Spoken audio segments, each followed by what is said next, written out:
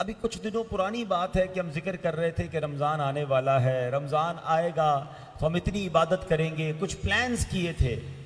رمضان آ بھی گیا اور عشرہ رحمت اب ہم سے جدا ہونے کو ہے، اور ہمیں یہ نہیں معلوم کہ یہ رمضان ہم پورا گزار بھی پائیں گے یا اگلا رمضان ہمیں ملے گا کہ نہیں. تو مل گیا ہے نا، تو اس کو غنیمت جاننا ہے، اس کے بقیہ دن خوب عبادت میں، خوب ریاضت میں، گریہ وزاری میں، دعاؤں میں گزارنے ہیں، کیونکہ رمضان کو روک نہیں سکتے، رمضان میں چلے جانا ہے، مگر ہم نے اسی رمضان میں اللہ کو راضی کرنا ہے، ہم نے اسی رمضان میں رب کو راضی کر کے جنت حاصل کرنی ہے. تو اس کے لیے ہمیں اپنی کوششوں کو تیز کرنا ہے. مگر بدقسمتی سے ہر سال کی طرح اس سال بھی ایسا نظر آتا ہے کہ رمضان کے پہلے 4 5 6 دن جو جذبہ ہوتا ہے آہستہ آہستہ وہ جذبہ مسجدوں میں کم ہوتا نظر آ رہا ہے. اچھا، اب یہ 6 روزہ تراویح، 10 روزہ تراویح اور اسی طرح 15 روزہ تراویح، اس پہ حرج نہیں ہے، لیکن اگر کوئی یہ سمجھتا ہے کہ جناب 10 روزہ تراویح پڑھ لی میں نے، اب تراویح نہیں پڑھنی اور اب تراویح میری چھٹی ہو گئی، تو ایسا نہیں ہے. تراویح سنت موقدہ ہے، جب تک عید کا چاند نظر نہیں آئے گا ہم نے روز تراویح پڑھنی ہے. تو یہ آپ نیت کر لیں خاص طور پہ یہاں کے نمازی کہ انشاءاللہ ہم نے اب کل سے بھی یہاں مسجد میں تراویح ہوگی تو ہم نے تراویح انشاءاللہ کنٹینیو کرنی ہے انشاءاللہ. تو یہ ایک ایک سجدہ قیمتی ہے. رمضان میں تو لالچ ہونی چاہیے بندے کو نیکیاں کمانے کی، اور انہی میں ایک بڑی نیکی ہے درود پاک پڑھنا. سبحان اللہ، درود پاک ایسا کمال کا وظیفہ ہے، کب کب کہاں کہاں اور کیسے کیسے کام آتا ہے. ایک بڑا ایمان افروز واقعہ جس میں ہم سب کے لیے بہت سارا درس بھی ہے، اور وہ واقعہ مفتی امین صاحب رحمۃ اللہ تعالی علیہ نے اپنی بڑی پیاری کتاب آب کوثر، درود پاک کے فضائل پر شہرۂ آفاق کتاب ہے، اس میں یہ واقعہ انہوں نے لکھا کہ ایک شخص تھا، بڑا نیک تھا، پرہیزگار تھا، مگر غریب بھی تھا. ایک دن گھر پہنچا تو بچے رو رہے تھے، تو پوچھا کیوں رو رہے ہیں؟ تو بیوی نے بتایا کہ آج کھانے کو کچھ نہیں ہے، فاقہ ہے، بچے اس لیے رو رہے ہیں کہ صبح سے کچھ کھایا نہیں. تو کہتا ہے چلو کھانا تو نہیں ہے، مگر ہم ایسا کرتے ہیں کہ سب مل کر، بیوی بچے ہم سب گھر والے مل کر پیارے آقا علیہ السلام پر درود پاک بھیجتے ہیں، درود پاک کا نذرانہ پیش کرتے ہیں. اللہ اکبر. وہ کہتا ہے جب ساری دنیا خاندی ہے خیرات مدینے دی، تو مدینے والے کو یاد کرتے ہیں، درود پڑھتے ہیں. وہ درود پڑھنے لگے، اور درود پڑھتے پڑھتے اس نیک شخص کی آنکھ لگ گئی. جب آنکھ لگی تو قسمت جاگ اٹھی. سرکار دو عالم صلی اللہ تعالیٰ علیہ وسلم خواب میں تشریف لائے اور فرمایا فلاں علاقے میں ایک بڑا تاجر ہے جو کہ مجوسی ہے، اس کے پاس جانا اور جا کر میرا سلام کہنا، اور کہنا نبی پاک نے یہ فرمایا ہے کہ اللہ نے جو تمہیں مال دیا ہے اس سے میری مدد کرو، اور سنو تمہاری دعا قبول ہو گئی ہے. یہ شخص اٹھا تو حیران کہ بے شک نبی پاک کا دیدار ہوا، مگر میرے آقا مجھے کسی غیر مسلم کے پاس کیوں بھیجیں گے؟ لگتا ہے مجھے کوئی غلطی ہوئی ہے. ہیزیٹیشن ہے، پریشان ہو گیا، پھر سو گیا. خواب میں نبی پاک پھر تشریف لائے، فرمائے جائے اسی کے پاس جاؤ، جا کر کہو نبی پاک نے سلام بھی دیا ہے، میری مدد بھی کرو، تم نے کچھ دعا مانگی وہ قبول ہو گئی ہے. اب جب دوبارہ اٹھا تو کہا اب تو یہ خواب پیارے آقا علیہ الصلوۃ والسلام کی طرف سے ہے. ڈھونڈتا ڈھونڈتا اس بزنس مین کو پہنچا، بہت بڑا مالدار اربوں پتی شخص تھا، بہت سارے لوگ اس کے مکان میں ویسے بھی موجود تھے، بزنس ڈیل چل رہی تھی. تو کہا میں آپ کے لیے ایک پیغام لایا ہوں. کہا کس کا پیغام لائے ہو؟ کہا میں مسلمان ہوں اور ہمارے نبی علیہ السلام کا آپ کے لیے پیغام لایا ہوں. وہ مجوسی آگ کی پوجا کرنے والا تھا. وہ کہتے تمہیں پتہ نہیں میں مسلمان نہیں ہوں، میں تو تمہارے نبی کو مانتا ہی نہیں، تو میرے لیے کیسے سلام آ سکتا ہے، میرے لیے کیسے پیغام آ سکتا ہے؟ تو کہا میرے آقا نے ایک اور بات بھی فرمائی ہے کہ آپ نے کوئی دعا مانگی ہے وہ دعا بھی قبول ہو گئی ہے. اب مجوسی جو ہے وہ کھڑا ہو گیا اپنی سیٹ سے، اس کا ہاتھ پکڑا اور کمرے کے اندر لے گیا، اور اندر جا کر وہ کہتا ہے کہ پہلے مجھے کلمہ پڑھاؤ. کلمہ پڑھ کر مسلمان ہو گیا. اب اس نے اپنے نوکروں کو بلایا، سارے بزنس مین کو بلایا، کہا دیکھو میں مسلمان ہو گیا ہوں، تم میں سے جو مسلمان ہوگا وہ میرے ساتھ کاروبار کر سکے گا، جو مسلمان نہیں میرا اس سے تعلق ختم. کئی لوگوں نے کلمہ پڑھنا شروع کر دیا، وہ بھی مسلمان ہو گئے. اب اس نے اپنے بیٹے کو بلایا اور بیٹے کو بلا کر کہا، اکلوتا بیٹا تھا، بیٹا میں مسلمان ہو گیا ہوں، اگر تم بھی مسلمان ہو جاؤ، اگر میرے بیٹے ہو، ورنہ پھر میرا تم سے تعلق ختم. بیٹا بھی کلمہ پڑھ کے مسلمان ہو گیا. اب یہ بیٹی کو بلایا، بیٹی مسلمان ہو گئی. تو یہ جو نیک شخص گیا کر رکو تو صحیح، بتاؤ تو صحیح ماجرا کیا ہے؟ میں تو صرف سلام لایا ہوں، میں نے یہ بتایا کہ ایک دعا ہے جو قبول ہو گئی ہے، اور آپ سب نے کلمہ پڑھنا شروع کر دیا ہے. اس کے پیچھے ریزن کیا ہے؟ اب وہ مجوسی، وہ آگ کی پوجا کرنے والا بتاتا ہے کہ مسئلہ یہ ہے کہ مجوسیوں کے مذہب میں ایک رسم ہے یا ایک اجازت ہے کہ بھائی بہن آپس میں نکاح کر سکتے ہیں.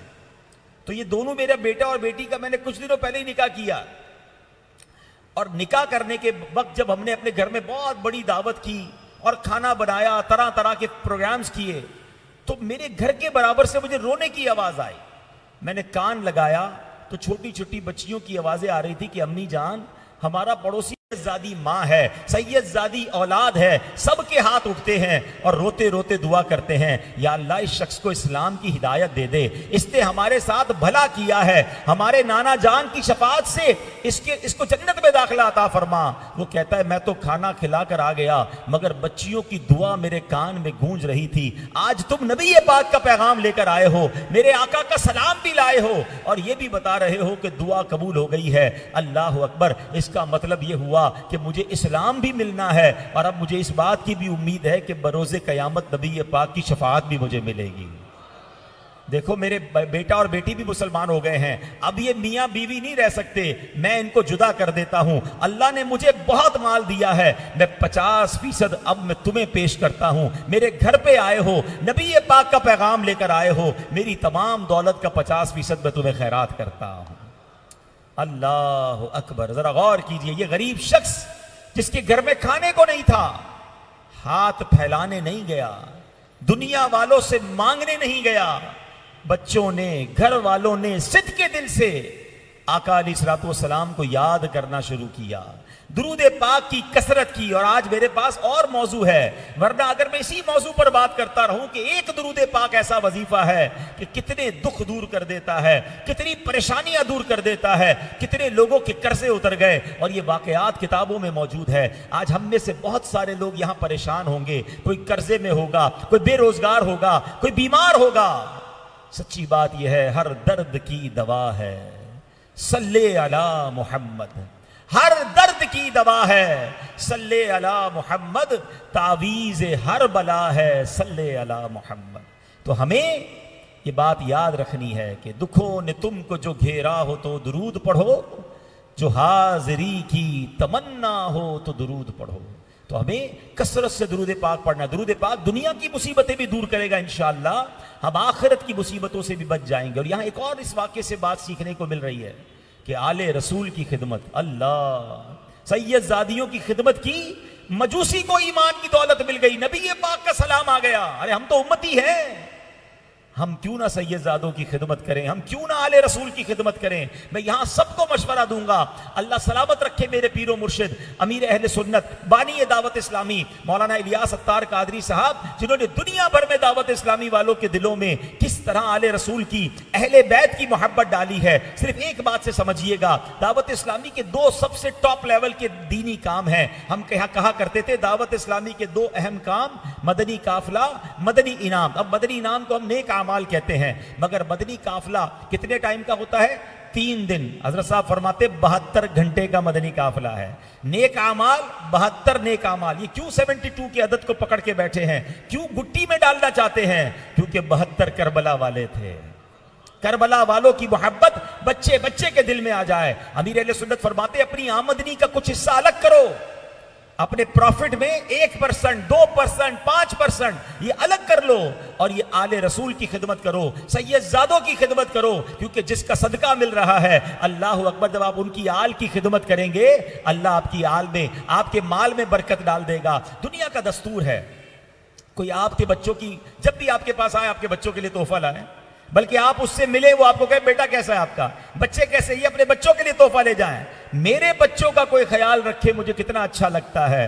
بتاؤ نا، جو نبی پاک کے بچوں کا خیال رکھے، آقا کی آل کی خدمت کرے، نبی پاک کیسا پیار فرمائیں گے. تو زندگی کا اصول بنائیں اپنی حیثیت کے مطابق، کچھ نہ کچھ اپنی آمدنی میں، کچھ نہ کچھ اپنے مال میں سے الگ کیا کریں. لوگ آج کل سوال پوچھتے ہیں، جناب سید زادے کو رقم دینی ہے، زکوٰۃ تو لگ نہیں سکتی، کیا کریں جناب؟ اللہ اکبر، سید زادے کو مال کا میل دو گے؟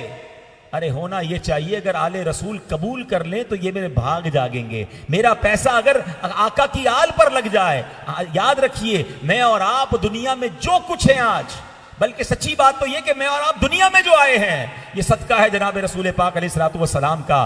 کیوں؟ میرے آقا وجہ تخلیق کائنات ہیں. He is the reason of the all creation. اعلیٰ حضرت کہتے ہیں نا زمین و زمان تمہارے لیے، مکین و مکان تمہارے لیے، چنین و چنا تمہارے لیے. آقا بنے دو جہاں تمہارے لیے، دہن میں زباں تمہارے لیے، بدن میں ہے جان تمہارے لیے. ہم آئے یہاں تمہارے لیے، اٹھے بھی وہاں تمہارے لیے. ارے جن کے لیے آئے ہیں. اور ہمیں صدقہ کیسے مل رہا ہے؟ یقیناً ہم نعتوں میں تو شعر سنتے ہیں کہ کھاتے ہیں تیرے در کا، پیتے ہیں تیرے در کا. کچھ لوگوں کو کنفیوژن ہو جاتی ہے کیونکہ حدیثیں پڑھی نہیں ہیں. بخاری شریف کی حدیث سناتا ہوں. اللہ کے نبی علیہ الصلوۃ والسلام فرماتے ہیں انما انا قاسم واللہ یعطی. آقا فرماتے بے شک اللہ عطا فرماتا ہے، میں تقسیم کرتا ہوں. ارے ساری دنیا خاندی ہے، خیرات مدینے دی. ارے آقا کا صدقہ ہمیں مل رہا ہے، وہی تو تقسیم کرنے والے ہیں. تو جب ان کے در سے ملا ہے تو ان کی آل پر خرچ کرنا یہ تو سعادت کی بات ہے. اور مل جائے گا اور عطا کیا جائے گا. تو اس واقعے سے درود پاک کی فضیلت بھی اور آل رسول کی خدمت کا جذبہ بھی اللہ مجھے اور آپ کو اس کا شوق نصیب فرمائے. اس ماہ رمضان میں بہت سارے غریبوں کو زکوٰۃ مل جاتی ہے، مگر سید صاحبان بیچارے پریشان رہتے ہیں. تلاش کیجئے، آپ کے آس پاس ایسے لوگ ہوں گے، اپنی آمدنی کا کچھ حصہ نکالیے، ان کی خدمت کیجئے. کسی کی افطاری اچھی کر دیں، کسی کے بچوں کے لیے عید کا انتظام کر دیں. سبحان اللہ، جس طرح اپنے بچوں کی فکر کر رہے ہیں کہ بچے عید والے دن کیا پہنیں گے، اگر زیادہ نہیں کم از کم ایک سید فیملی کے لیے عید کا ویسا ہی پیکج بنا دو جیسا آپ نے اپنے بچوں کے لیے سوچا ہے. پھر دیکھو میرے آقا کیسے راضی ہوتے ہیں. کیا معلوم یہی خدمت سبحان اللہ ہمیں نبی پاک کا دیدار نصیب کر دے. ساری زندگی شعر سنانا ہے کہ آقا تیری نسل پاک میں ہے، بچہ بچہ نور کا، تو ہے عین نور، تیرا سب گھرانہ نور کا. اور آج اللہ کا شکر ادا کریں کہ آج رات، کس رات ہمیں آل رسول کا ذکر کرنے کا موقع مل رہا ہے کہ آج رات ہماری امی حضور ام المومنین حضرت خدیجۃ الکبریٰ رضی اللہ تعالی عنہا کا یوم وصال ہے. آپ نانی جان ہیں حسنین کریمین کی، کیا عظیم ہستی ہیں، اور آج ان کا یوم وصال بھی ہے. اللہ تربت حضرت خدیجہ پر اپنی کروڑوں رحمتوں کی بارش نازل فرمائے اور ان کے صدقے ہماری مغفرت فرمائے. حضرت خدیجہ رضی اللہ تعالی عنہا وہ عظیم خاتون ہیں. اسلام کی خدمت میں جو ان کا انداز رہا سبحان اللہ، ابتدائے اسلام تھا. اب یہاں میں کیونکہ بیان لائیو بھی جا رہا ہے، گھر کی خواتین بھی سنیں گی.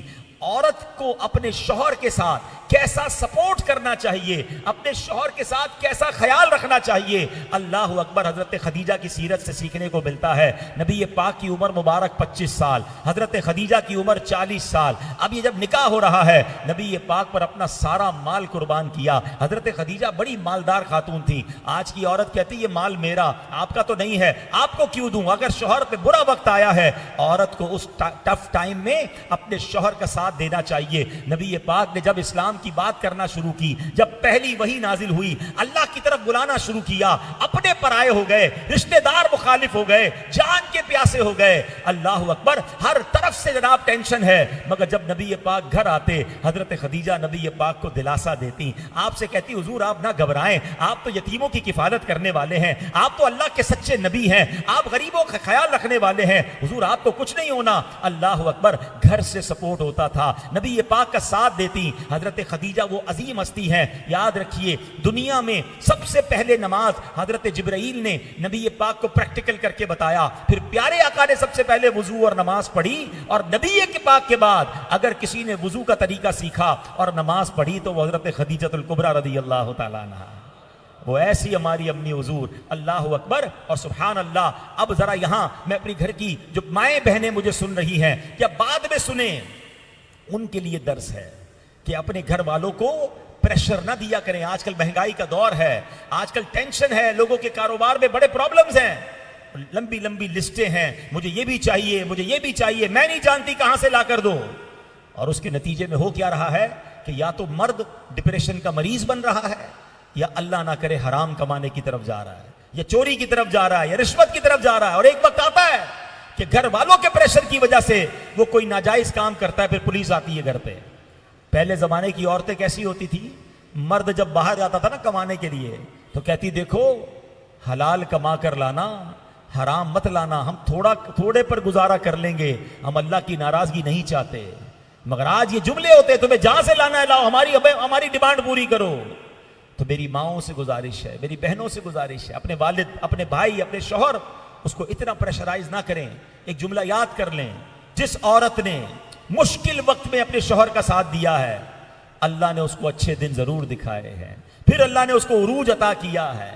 تو ایسے موقع پر ساتھ دینا ہوتا ہے. اور بی بی خدیجۃ الکبریٰ رضی اللہ تعالیٰ عنہ نے بہت ٹف ٹائم تھا, مگر نبی پاک کا کیسا ساتھ دیا, اور پھر سرکار دو عالم علیہ السلام کا بی بی خدیجہ سے پیار کیسا تھا کہ جب نبی پاک ان کا وصال ہو گیا, اس کے بعد نبی پاک ان کی سہیلیوں کو, ان کے رشتہ داروں کو تحائف بھجوایا کرتے اور فرماتے تھے کہ خدیجہ نے مجھے اس وقت یاد رکھا, اس نے اس وقت ساتھ دیا جس وقت میرا کوئی ساتھ دینے والا نہیں تھا. اللہ اکبر. تو یہ باتیں ہمیں یاد رکھنی ہیں کہ اگر کوئی زندگی میں ہمارے ساتھ اچھا کام کرے, ہمارے ساتھ کوئی اچھا برتاؤ کرے, تو ہمیں بعد میں اس کا احسان بھی ماننا ہے. لوگ مشکل وقت میں ساتھ دینے والوں کو پھر اچھے وقت آ جائیں تو بھول جاتے ہیں. نہیں, ہمیں ان لوگوں کو بعد میں بھی یاد رکھنا ہے, ان کے لیے دعائیں کرنی ہیں. تو یہ ایک اچھے انسان کی نشانی ہوتی ہے. تو بہرحال میرے پیارے اسلامی بھائیوں, بڑا مبارک مہینہ ہمارے درمیان ہے, اور چونکہ یہاں آج ختم قرآن ہوا ہے, اور سبحان اللہ, قرآن پاک یہ وہ عظیم نعمت ہے. قرآن پاک راہ ہدایت ہے, کتاب ہدایت ہے. مگر ہمارا معاملہ یہ ہے کہ ہم قرآن سے یہ کہتے تو ہیں کہ وہ کتاب ہدایت ہے, مگر اس سے ہدایت کون لے رہا ہے؟ میں آپ سے پوچھوں کاروبار کہاں سے سیکھا؟ تو کاروبار تو مارکیٹ سے سیکھا. اچھا جناب, آپ نے عدالت کے اصول کہاں سے سیکھے؟ وہ تو غیر مسلموں کی کتابوں سے ہم لیتے ہیں. اچھا, معاشرتی اصول کدھر سے سیکھنے ہیں؟ وہ فلاں ملک کی اکانومی بڑی اچھی ہے, اس سے سیکھنا ہے. ہدایت جو ہے قرآن کو کہتے ہیں, مگر ہدایت لینے کے لیے قرآن سے کوئی تیار نہیں, کیونکہ قرآن پڑھتے نہیں ہیں, قرآن انڈرسٹینڈ کرتے نہیں ہیں. یہ تو ایسے ہی ہے کہ کسی بندے کی تجوری میں کروڑوں روپے پڑے ہوئے ہوں, سونے چاندی کے زیورات ہوں, اور وہ دوسروں سے بھیک مانگتا پھرے, تو لوگ کیا کہیں گے, کتنے عجیب آدمی ہو بھائی, اتنا سارا مال پڑا ہے وہ خرچ کرو نا. تو قرآن ہمارے پاس ہے, مگر ہم دوسروں سے رہنمائی مانگ رہے ہیں. کاش ہم قرآن سے گائیڈ لائن لینا شروع کر دیں, پھر دیکھیں ہم کتنی ترقی کرتے ہیں. چونکہ وقت تھوڑا ہے آج الحمدللہ, چونکہ ختم قرآن کراچی میں کئی جگہوں پر ہو رہے ہیں, تو مجھے آج 3 بیانات میں جانا ہے. تو پہلا بیان یہ ہے, تو میں 1-2 آیتیں قرآن کی. اللہ اکبر. قرآن یقین کریں, محبت کر لیں, آپ قرآن سے دوستی کر لیں. قرآن ایسی گائیڈ لائن ہے, اور جب قرآن سے کوئی بات ڈائریکٹلی سمجھ آتی ہے نا, تو دل جھوم اٹھتا ہے. پہلے تو قرآن کی اہمیت کو اس بات سے سمجھیے کہ آپ کو جس سے پیار ہوتا ہے, بتاؤ اس سے باتیں کرنے کو جی چاہتا ہے نا, بندہ کہتا ہے یا تو میں اس سے باتیں کرتا رہوں یا اس کی باتیں سنتا رہوں. جس سے پیار ہے نا, اس کی باتوں سے جی نہیں بھرتا. بتاؤ نا, قرآن کس کی باتیں ہیں؟ قرآن کس کا کلام ہے؟ قرآن اللہ کا کلام ہے. جب آپ قرآن پڑھیں اور اس کو جب انڈرسٹینڈ کریں گے, تو آپ کو محسوس ہوگا, فیل ہوگا کہ رب آپ سے بات کر رہا ہے. ارے اس سے بڑی کیا بات ہوگی؟ پھر جی کب چاہے گا قرآن کو کلوز کرنے کا, بند کرنے کا؟ سبحان اللہ. اور جب آپ کا جی چاہے آپ اللہ سے بات کریں, تو نماز پڑھنا شروع کر دیں. تو نماز اور قرآن یہ 2 وے کانورزیشن ہے. یا دعا کریں, آپ اللہ سے بات کر رہے ہوتے ہیں. یعنی اللہ سے بات کرنا کتنا آسان ہے, مگر نہ آج اللہ سے بات کرنے کا ٹائم ہے, نہ سننے کا ٹائم ہے. اب قرآن کی ایک آیت ذرا دیکھیے گا. ہمیں دنیا میں کہا جاتا ہے لالچ مت کرو, قرآن ایک لالچ کرنے کی ترغیب دے رہا ہے. اللہ اکبر. قرآن کہتا ہے وَفِي ذَلِكَ فَلْيَتَنَافَسِ الْمُتَنَافِسُونَ, اور للچانے والوں کو تو اسی پر للچانا چاہیے. کس پر للچانا ہے؟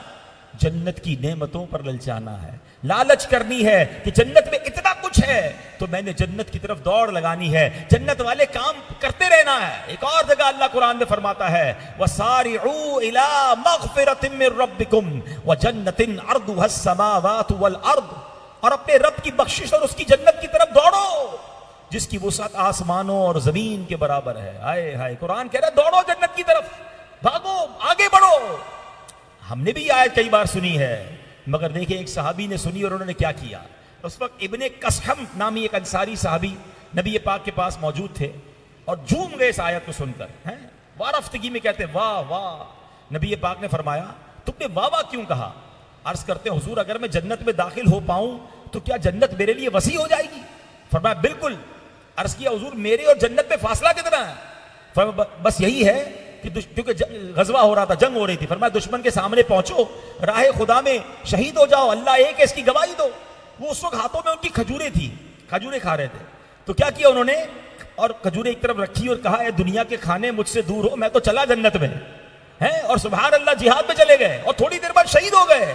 یعنی اتنی دیر بھی انتظار نہیں کیا کہ میں یہ کھجوریں کمپلیٹ کروں. کہتے ہیں یہ دنیا کا کھانا نہیں چاہیے، کیونکہ رب نے فرمایا ہے کہ جنت کی طرف دوڑو. اللہ اکبر. آج جنتی کام ہمارے سامنے ہوتے ہیں. مسجد سے اذان کی آواز آتی ہے، ہم کہتے ہیں بعد میں نماز پڑھوں گا. دیکھیں نا ماشاءاللہ آج مسجدیں بھری ہوئی ہیں. کیا رمضان کے بعد بھی یہ حال ہوتا ہے؟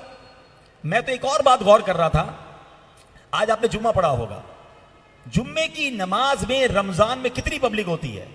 اتنی پبلک رمضان کے بعد جمعے میں کیوں نہیں ہوتی؟ اس کا مطلب کچھ لوگ ایسے بھی ہیں جو رمضان کے بعد جمعہ بھی نہیں پڑھتے. ورنہ جمعہ تو برابر ہوتا نا بھائی. چلے آپ کہتے ہیں عام نمازیں نہیں پڑھ رہے، جمعہ تو ہر بندہ پڑھتا ہے، تو بھائی ہر جمعے میں رمضان میں ڈبل کیوں ہو جاتا ہے معاملہ؟ روڈیں فل ہو رہی ہیں، مسجدیں ہاؤس فل.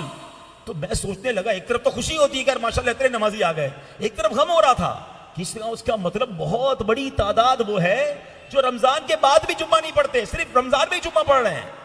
اللہ اکبر. آپ بتائیے کیا رمضان میں ہی نماز فرض ہے؟ نہیں جناب. نماز ایک ایسا فرض ہے جو سب سے پہلا فرض ہے. ہم کسی کو کہیں نا وہ شرابی ہے، او ہو شرابی ہے، او یہ بدکاری کرتے، جواری ہے، کتنا لوگ برا سمجھتے ہیں. ان سب سے بڑا گناہگار بے نمازی ہے، مگر اس کو کوئی برائی نہیں سمجھ رہا کیونکہ بہت بڑی تعداد نہیں پڑھ رہی. حالانکہ نماز سبحان اللہ یہ پریکٹیکل جنت میں لے جانے والا کام ہے. آئیے آج بی بی خدیجہ اور ختم قرآن کی اس رات نیت کریں کہ رمضان کے بعد بھی ہم 5 وقت کے نمازی رہیں گے انشاءاللہ. اچھا کمال یہ کہ جب بھی کسی نیکی کے بعد کی بات کی جائے نا کہ یار یہ والا نیکی کا کام کر لیں، بس اگلے جمعے سے شروع کرتا ہوں، یار قرآن پاک پڑھنا شروع کر دیں، بس اگلے مہینے سے شروع کر رہا ہوں، بھائی جان ذرا آئیے ہم درس آپ کو سنانا چاہتے ہیں، بس آیا آپ چلے میں آیا. یعنی جنت کی طرف بلایا جاتا ہے.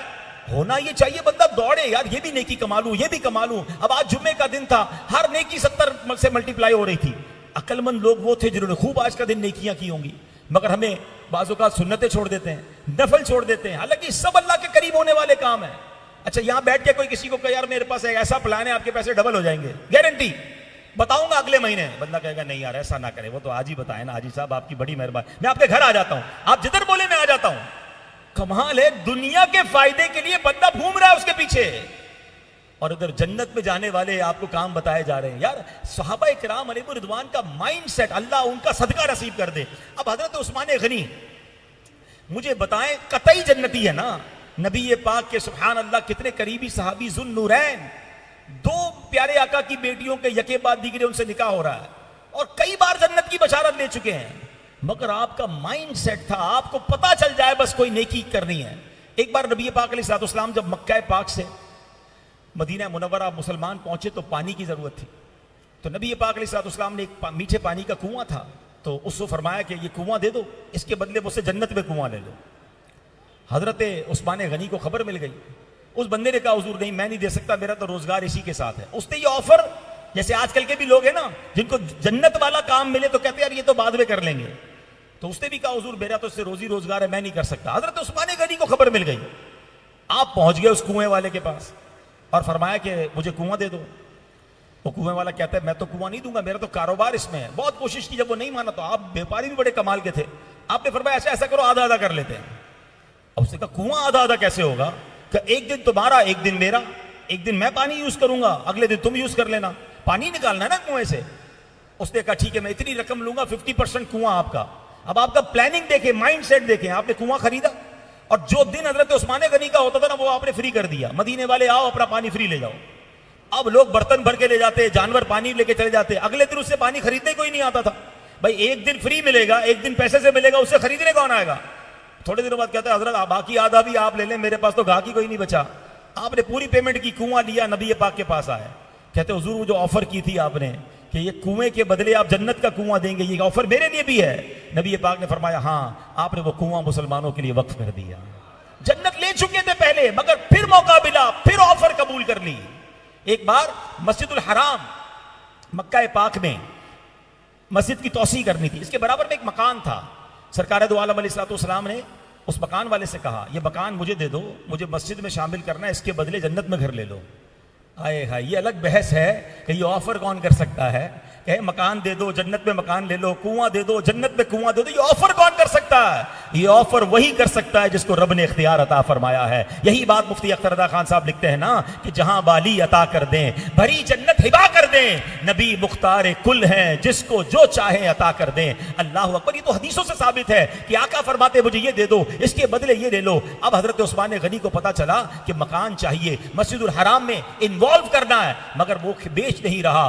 آپ اس کے پاس گئے, اس نے کہا میں نے مکان نہیں بیچنا, آپ ہمت نہیں آ رہے. آپ کو کبھی کبھی ایسا لگتا ہوگا ہمارے گھر کے برابر میں کوئی پلاٹ ہو, ہم کوشش کرتے رہتے ہیں یار یہ مجھے مل جائے, کسی طرح مل جائے, کوشش جاری رکھتے ہیں, دیکھو کسی کو بیچنا نہیں, مجھے ہی دینا. حضرت عثمان غنی اس کے پیچھے لگے رہے, آخر کار اس سے بڑی قیمت میں خریدا. اچھا خرید تو لیا, پھر جاتے نبی پاک کے پاس, کہتے حضور ایک بات بتائیں, آپ نے جو برابر والے مکان والے کو آفر دی تھی کہ مجھ سے مکان دے دو, مسجد الحرام میں شامل کرنا ہے, اس کے بدلے جنت میں گھر یا جنت میں پلاٹ عطا فرمائیں گے, کیا یہ آفر میرے لیے بھی ہے؟ آقا فرماتے ہیں کیا, وہ کہتے حضور مکان کا مالک میں بن گیا ہوں, کیا میرے لیے بھی آفر ہے؟ نبی پاک نے فرمایا عثمان تمہارے لیے بھی ہے. آپ نے وہ مکان مسجد الحرام میں شامل کر دیا.